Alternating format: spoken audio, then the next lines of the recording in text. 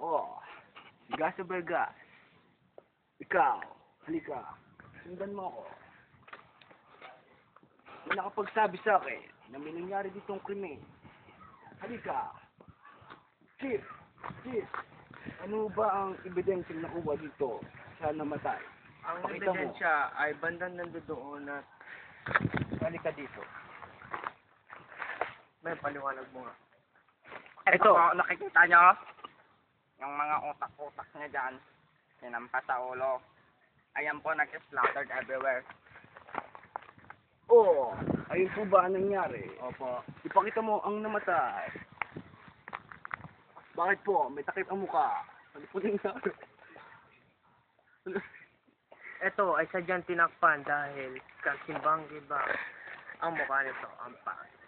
At ang nakaresolba sa kaso ay ang aking tauhan. Ang sinabing tinutukoy na suspect ay ang tatay niya. Binatrape siya. Pero ang patay, pag binaksakan,